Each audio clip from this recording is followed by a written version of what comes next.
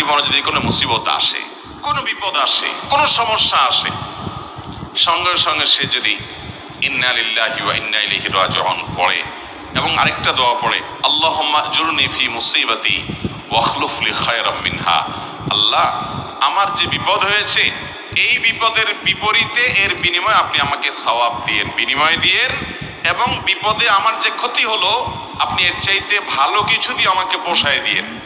এই দোয়া যদি কেউ পড়ে তো আল্লাহ রাব্বুল আলামিন তার ওই বিপদে যা ক্ষতি হবে তার থেকে বেশি দিয়ে তাকে অবশ্যই পুষিয়ে দিবেন। উম্মে সালামা রাদিয়াল্লাহু তাআলা আনহা, নবী করিম সাল্লাল্লাহু আলাইহি সাল্লামের স্ত্রী, তিনি বলেন যে আমি নবী করিম সাল্লাল্লাহু আলাইহি সাল্লামকে কিভাবে পেয়েছি তোমরা জানো? অদ্ভুত ঘটনা, শিক্ষা নেওয়ার মতো একটা ঘটনা। তিনি বলেছেন যে আমার স্বামী আবু সালামা যখন মারা গেলেন আমি খুব বেশি ব্যথিত হলাম, মর্মাহত হলাম যে একজন ভালো সঙ্গী হারালাম, স্বামীকে হারালাম। তো আল্লাহর কাছে আমি কেঁদে কেটেই নবী সাল্লাল্লাহু আলাইহি সাল্লামের সেখানে এই দোয়াটা পড়েছি, আল্লাহুম্মা আজুরনি ফি মুসিবাতি, আল্লাহ আমার মুসিবত এবং বিপদে আপনি আমাকে বিনিময় দিয়েন, বিপদ যে হলো এর বিনিময়ে আপনি আমাকে দিয়েন, ওয়াখলুফ লি খায়রাম মিনহা, এবং এই বিপদে আমার যা ক্ষতি হলো, আমি যে হারালাম স্বামীকে তার চাইতে বেটার কিছু আমাকে দিয়েন। আমি দোয়া আল্লাহর কাছে করে গেছি সব সময়। আল্লাহ তাআলা আবু সালামা আমার স্বামীর মৃত্যুর পর অকল্পনীয়ভাবে, অভাবনীয়ভাবে আমাকে মুহাম্মদুর রাসূলুল্লাহ সাল্লাল্লাহু আলাইহি ওয়াসাল্লাম স্ত্রী বানিয়ে দিয়েছে। আবু সালামাকে হারিয়ে তার চাইতে বেটারটা পাইছেন না, পান নাই? মুহতারাম হাজরিন, অতএব যেই কোনো বিপদে ইমানদারের ইমান যত মজবুত হবে সে তত বেশি হাসতে পারবে যে আলহামদুলিল্লাহ আমার রব আমাকে যে অবস্থা রেখে খুশি, আমি অবস্থার উপরে খুশি, এবং বিপদ যতই আসবে আমি সেটাকে ওয়েলকাম করব, বেসবর হব না, ধৈর্যহীন হব না। আমাদের সংসারগুলোতে আজ যে অশান্তি, আমাদের সমাজে যে আজ বিশৃঙ্খলা, অশান্তি, এর মূল যদি কয়েকটা কারণ বের করা হয়, অন্যতম প্রধান কারণ হবে বেসবর, ধৈর্যহীনতা, সবরহীনতা। ঘরে ঘরে সংসারগুলো টিকছে না, ভেঙে খান খান হয়ে যাচ্ছে, প্রতি মুহূর্তে মুহূর্তে বিবাহ বিচ্ছেদের ঘটনা ঘটছে। অন্যতম কারণ ধৈর্য সহ্য নাই, ছেলেরও ধৈর্য নাই, মেয়েরও ধৈর্য নেই। কিছু হলেই সব হটমেজাজি হয়ে যায়, সবাই কাট্টি দেওয়া শুরু করে। কাট্টি বুঝেন তো?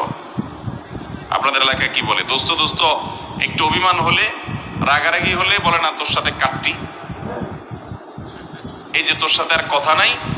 স্বামী স্ত্রীর মধ্যে আজকাল এই অবস্থা, প্রতিটি ঘরে ঘরে অশান্তির মূল কারণই হলো সবর, সবরহীনতা। যে ধৈর্য জিনিসটা আজ আমাদের কাছ থেকে নাই, এটাকে আমরা ইবাদত মনে করি না। একটা জটিলতা হলো আমালুল কুলুব বা অন্তরের আমলগুলোকে আমরা একেবারে কেয়ার করি না, অথচ অন্তরের আমলগুলোর গুরুত্ব অনেক বেশি।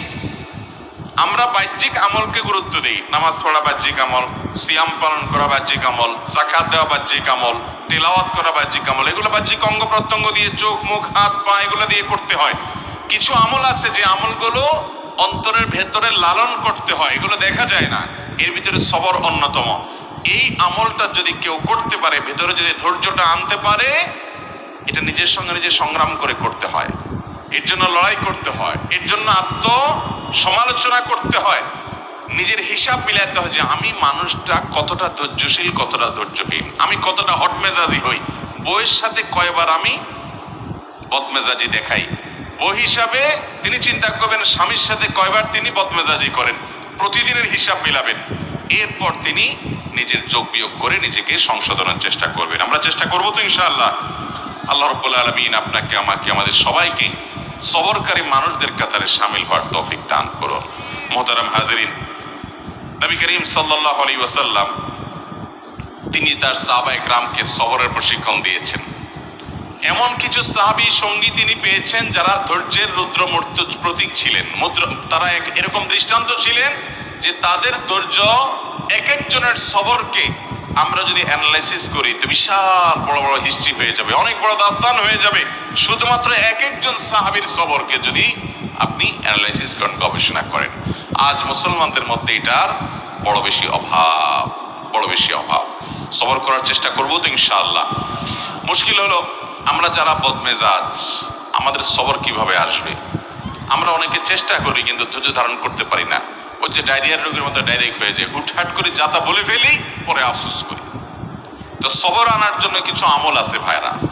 নাম্বার 1, আপনার ভিতরে সবর আনার জন্য আপনি প্রতিনিয়ত আল্লাহ রাব্বুল আলামিনের কাছে দোয়া করবেন যে আল্লাহ আপনি আমাকে সবর এবং ধৈর্য ধারণ করার তৌফিক দান করেন। যে কোনো বদামল দূরের জন্য আল্লাহ তাআলার কাছে পানাহ চাইতে হয়। নবী আলাইহিস সালাম পানাহ চাইতেন, এই জন্য আল্লাহর কাছে দোয়া করতে হবে। নাম্বার 2, ধৈর্যশীল মানুষদের সাথে থাকতে হবে।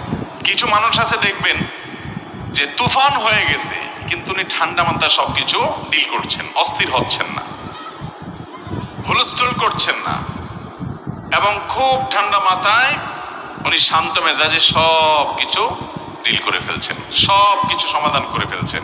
এরকম কিছু ঠান্ডা মাথার মানুষ সব সমাজে আছে।